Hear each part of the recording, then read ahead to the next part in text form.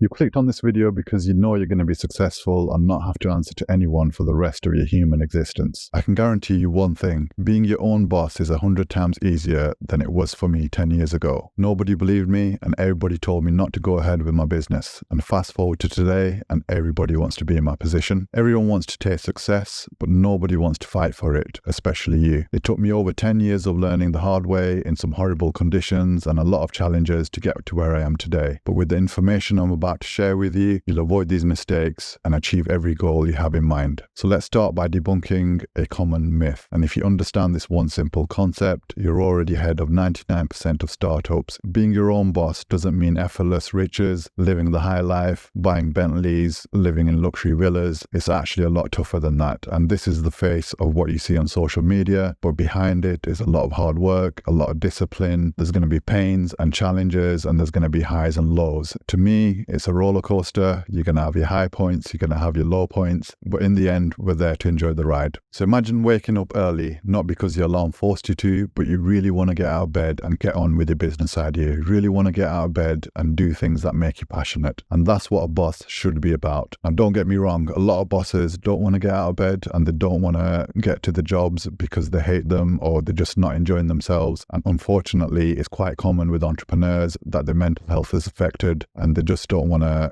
do what they're not passionate about anymore. What you want to aim for is a business that really gets you out of bed and you really kind of get into the office wanting to work, wanting to help people and really fulfill your purpose when it comes to business. And when I started my video production agency a decade ago, I wasn't just waking up at 11 a.m. or whenever I wanted to. I was a startup business. I had to get it off the ground. I had to have discipline. I had to have focus. I had to put all the hours in needed to get this business off the ground and running for years on end. To be honest with you, I didn't have the luxury of, finishing at 5 o'clock and going out with my friends or socializing. I had to work weekends. I had to say no to a lot of things and I had to make a lot of sacrifices to get there. I think that's still the case today and you still have to put a lot of discipline and effort into it. But I think the way the world has moved, you can be a bit more smart about it and hopefully much later in this segment, you're going to get some of these ideas and you're not going to make them same mistakes. So here are some action points from a mentality perspective, which is really important before getting into this game. Firstly, a reality check. People really don't understand the commitment when it comes to entrepreneurship, the hours that go into it. Everybody sees the lifestyle, the cars, the money, the jewelry. Not that I'm into a lot of these things, but people see this in other entrepreneurs and they don't realize what went into that. They don't realize that person's been working non-stop for the last 10 or 15 years. They've had to work all hours under the sun. They probably sacrificed relationships. You only understand that once you become an entrepreneur. Whenever I see another entrepreneur, all they need to tell me is that they're still in business after 5 years and I feel their pain and struggle. I don't straight away. So I understand it. You need to understand the commitment. There is a so-called grafting and ugly side to entrepreneurship where you have to go through them pains, you have to make sacrifices. So do you understand that commitment? If you do, move forward. Determination. Embrace the pain of discipline. It's a long-term game. I once heard somebody say it took them 10 years to become an overnight success. And what that really means is everybody sees, again, the overnight success. Tomorrow, I could do a bunch of £1 million deals and they'll say, oh, look at Nomi, he became a millionaire overnight. They don't realize what I've been doing for the last 10, 15 years and what I've been working up towards. So it requires a lot of discipline, a lot of patience, which is a key word, and never give up. The advice I had when I was starting up was I was kind of complaining, as you do as human beings, after the first 3 or 4 years that I'm not making enough money. And the person said to me, your job for the first 5 years is just to survive, just to stay there and be there and still run your business. And if that's the case, consider it a mini success, because not all of us have loans and stuff like that. I started from scratch. I didn't borrow any money. I barely had any money. I couldn't rub 2 notes together and I had to start this business. So it was going to be a bit more organic, a bit more kind of discipline required and a lot of patience. There were many times where I felt like giving up, but that consistency and discipline just kept me in the game. And after 5 years, it did become a bit easier. Self-motivation. So remember, the only person you can rely on is yourself and you need to motivate yourself. I never relied on anybody. entrepreneurship in itself can be quite a lonely game, especially when you're starting up. But the only person you should be relying on is yourself. Only you can get you from A to B. Only you can get you out of bed. Only you can have that will and desire. And when I'm a bit more calm now, but when I first started, I was kind of like, F the world. I'm not bothered what anybody does. I don't care what he's doing. I don't care what she's doing. I don't care what's on TV. I want my blinkers on, and I've got this goal. I want to set up this business. I want to set up this creative agency, and nothing is going to stop me. I had more negative voices in that time than I had positive voices around me, and I had to find a way to block it all out. And I think everybody needs to do the same. We've become quite sensitive as a culture in 2023. It does require a thick skin to kind of forget all the negative voices, believe in yourself, and go forward. The worst that's going to happen is you're going to fail, and it's like, so what? You pick yourself back up again and you start again. So remember, it's yourself. That's like the biggest battle is with the person in the mirror. And all you need to do is improve on yourself, forget everybody else. And if you can just improve incrementally over time, you're going to end up as a very successful person. Reminisce. So think back to why you got started. It's a great motivator, especially during the tough times. I read a lot about Simon Sinek, and he obviously popularized a concept called the why. He wrote a book about it, and it was about finding your why. Why do you do things you do? And it's kind of putting purpose above profit in a sense. And I think that's really important. And I'm guilty of this as well. When I started a business, all I wanted was cash in the bank. And as time got on, I realized I can only keep this up for so long. I really need a why. I need a purpose. I want to contribute to a community. I want to build a business that really helps people. And it combines two things I'm really interested in, which is entrepreneurship and businesses and creativity, which was great. So if you can find your why, that's going to be a great motivator, because the bottom line is not everybody gets out of bed totally motivated, happy as Larry 24/7. It's exhausting. Like, I wouldn't expect anyone to be like that. Even during the day, we have our ups and our downs, and it's part of being a human being. We get down, we get a little bit depressed, we get anxious, we react to things. And I think if one thing that could form a real good bedrock is having that motivation, having that why for something you really love, it'll keep you going through the times. Stay humble. I think it's important to stay humble and celebrate small victories, but also be prepared for challenges. You don't need to be the biggest business in the room. You just need to be humble and get on with what you want to achieve. Like I mentioned before, people only see the surface of things. And yeah, I know it's an example that's been used a lot, but if you take an iceberg, for example, you only see 10% of it above the water. The majority of the mass and the mammoth ice is below the water, and people don't see it. That's why, the saying tip of the iceberg is a common phrase. One of the first business books that I read was a book called Think and Grow Rich by Napoleon Hill. I found it quite a fascinating book. And for those of you who don't know, Napoleon Hill was a person who studied entrepreneurs in his time. So this was the time of like Thomas Edison and all these industrialists, Henry Ford, and he was studying all these guys, and he wanted to know why they were more successful than the rest of the population, like massively successful. So he approached it from a scientific point of view, and he comes up with various principles that they have. And I think being humble was one of them, which we don't see a lot today from rich people or, people who are showing off on social media. But being humble and grateful, I think, is one of the greatest qualities of a human being, not just in business, but in general. Like, we all need to be humble and we all need to be grateful, like embrace the privilege we have. Even the opportunity to become an entrepreneur before you set up a business, you can show humble and gratefulness that you have that opportunity. And I've seen various things in my life, and I've seen entrepreneurs who are less fortunate than me. I've seen entrepreneurs who are disabled, who have mental challenges. It's only until then I realized like how fortunate we are to be able to set up a business and set up more businesses today. So be humble. I think you'll find it's actually quite a powerful force. So one of the common questions is, what hours do you work as an entrepreneur? There are no hours as an entrepreneur. Since we were babies, we've been conditioned into a very timed, clocked system. You go to school at a certain time, you finish at a certain time, you take your breaks at a certain time, which is great for that system. You get to school and it's the same. You start at 9, you finish at 5. The university is kind of the same. Then you get a job, and that's a 9 to 5, or it's a fixed hour, and it's a fixed hours, a week, and we're conditioned into that system. For me, I never saw entrepreneurship as a fixed system like that. When I was first starting up, I think the main question was not what hours am I working, but what am I doing to get stuff done? Now, some things took 80 hours a week, some things took 20 hours a week. I think it's about being adaptable and flexible, being willing to work all hours in the day if you need to. And that's the key phrase, if you need to. you need to work smart, even as a startup, because some people just work 100 hours a day and they're not productive, and that's not what I'm referring to. Like, you need to be productive and you need to just put in what it is that's going to get you to your goal. And work it like that. So sometimes you will work more hours, sometimes you work less hours. In the startup phase, what generally happens is you work a load of hours and a load of sacrifices and a load of pain. And that, as you scale up, that will start to decrease. As you start to build a team, as you start to delegate, you will then have that time to just focus on what you enjoy and,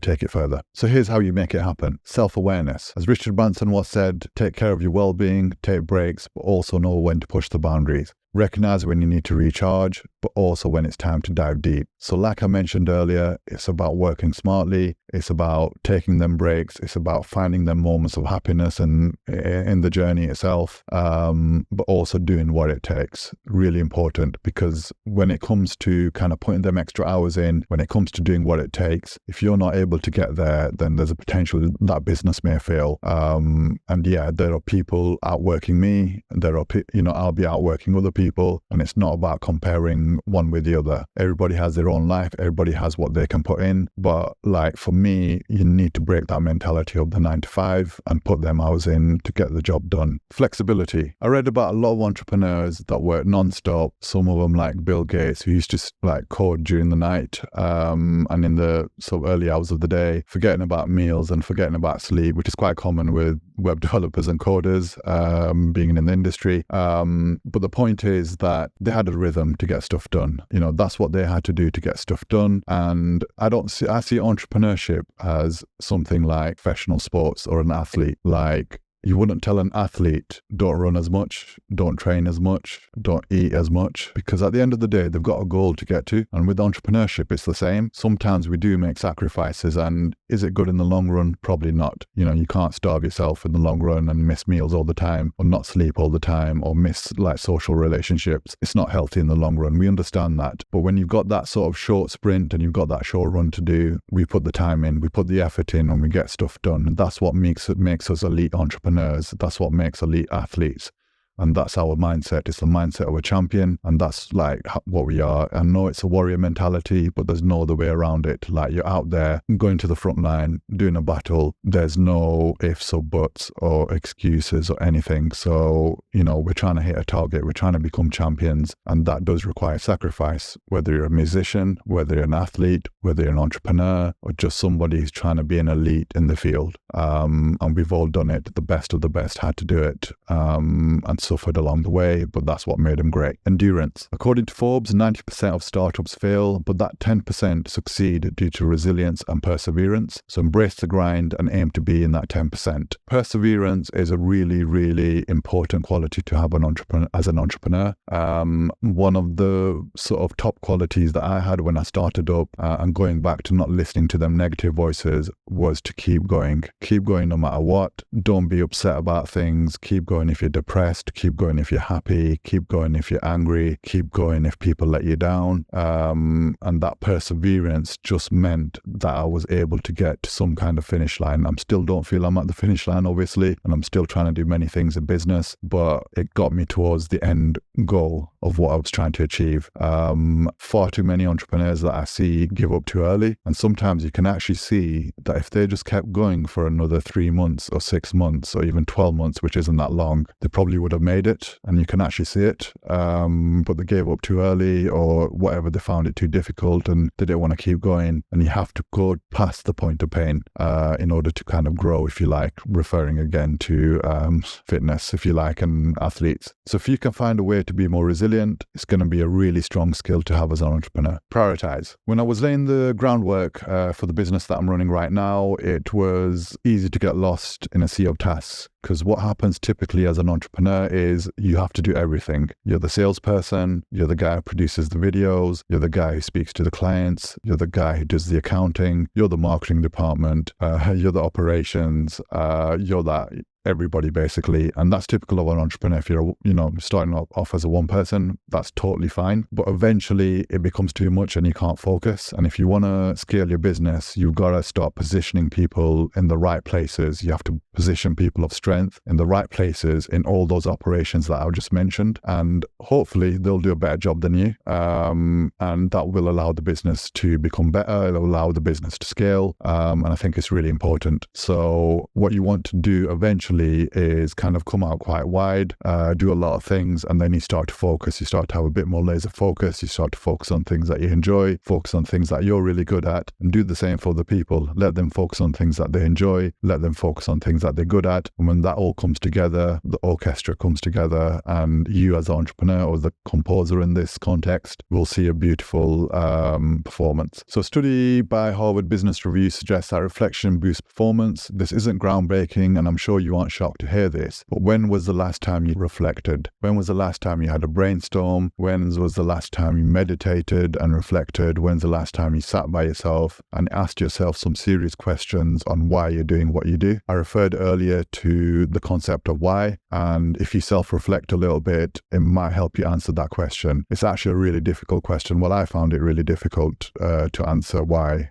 Even after 10 years in business, I still was struggling with that question and still do a little bit. But I think one thing that really helps is if you can find enough time to kind of self-reflect and understand what you've done. Maybe keep a journal, maybe meditate. For those that are religious, maybe pray. And that will help you to self-reflect and really look inside of yourself. Because again, referring back to what I said before, the biggest enemy to stop you to get to where you're going is yourself, and self-reflection plays a big part in that. So the great things for entrepreneurs today is that the world has become a smaller place, and what I mean by that is there's no boundaries. You could do business in from the UK to the Middle East just like that. With the communication, with the technology we have today, with social media, there's no boundaries. There's essentially no boundaries and there's no borders, and in this digital world we're all one world. So that's what actually should be inspiring to entrepreneurs today. You can literally set up a global business and remove all those boundaries, do business with whoever you want to, and you don't even need to understand another language anymore. With the rise of AI and ChatGPT and obviously Google Translate in the past, you can literally do business with anyone, someone who doesn't even understand your culture or your language. Even if those boxes aren't ticked, you have enough technology and knowledge around you to be able to up your game when it comes to understanding someone's culture,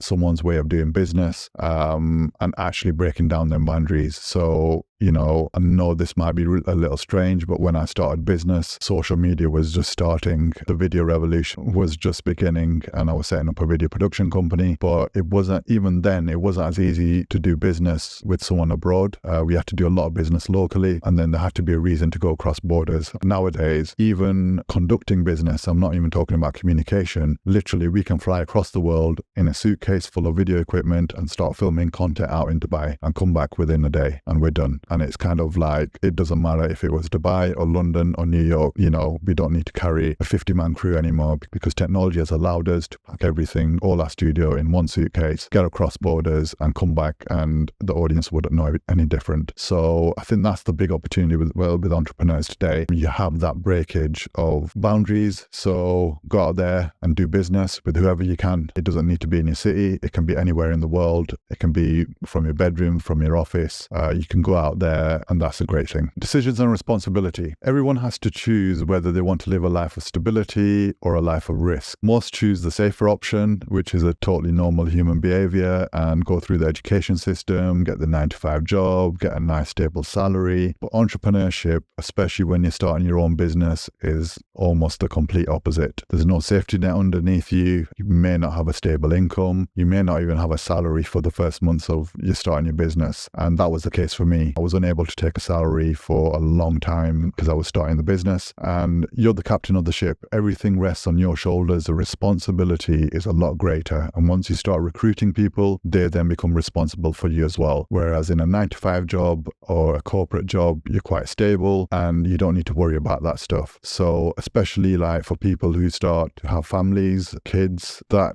desire to become more stable only increases, but then because you're looking after other people. And I totally understand it. There's no right or wrong way here. I'm just trying to mention it because if you're getting into entrepreneurship, this is something you need to be prepared for. So it's your responsibility to make it happen. It's your responsibility to make the vision happen. And that is the two things you need to weigh up: stability and risk in entrepreneurship, and obviously having a stable jobs. The ultimate goal. But what's the ultimate goal of being your own boss? Well, that depends on your aspirations. For me, it was about running a business in an industry that I'm passionate about. I was interested in creativity. I was interested in business. I set up a video production agency that shoots creative videos for businesses, and it kind of filled them two passions for me, and it's something I enjoyed.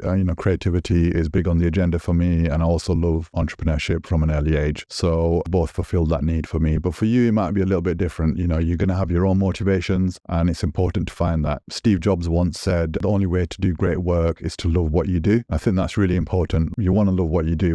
The worst case scenario is like you could be making money, but if you don't enjoy what you do, then you're going to be a really upset person at the end of it. You're going to be really unhappy, and I don't think you want that. So to give you a little bit of help in this area, I can refer to a Japanese concept called ikigai, and I've been aware of this concept for a while, and in modern times, it's been adapted a little bit to business and entrepreneurship. I watched a documentary on Netflix called Live to 100, and it was about going to different communities in the world where people lived to over 100, and there was a good community of them. It wasn't just one person. There was a lot of old people in that community. And one of the first episodes was in Okinawa.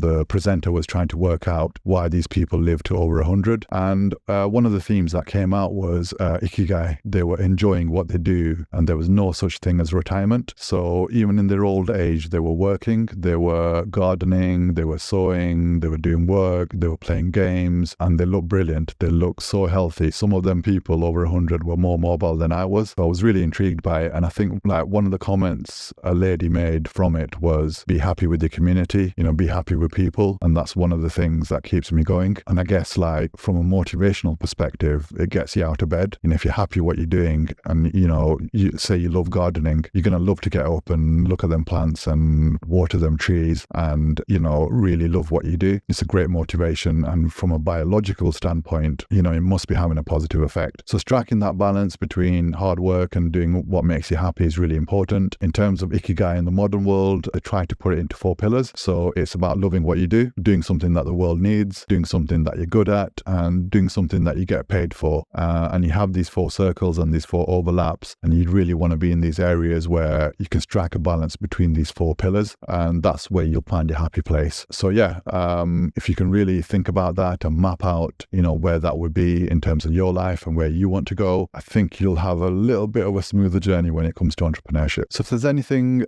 from this whole segment that you can take away, I think that's going to be really important. I think we're teaching the younger generation to chase the money all the time, and I think we're going to end up with a generation that's going to be really unhappy in a decade or two. I think people need to chase their passion. I know it's easy to say, and one of the things, if you're unsure what your passion is, then go out and try different things, see what you enjoy, see what lights you up. Because after 10 years in business and looking to scale up at the moment and listening to other business leaders right now, they're actually giving me the same advice all this time along, is to try and work in places that light you up, that really motivate you, that give you energy, and I think you're going to live a happier life. So if there's anything you can take from this, all the nuts and bolts of business are great, but this is a big question. Why do you want to do what you want to do? And what's going to make you happy?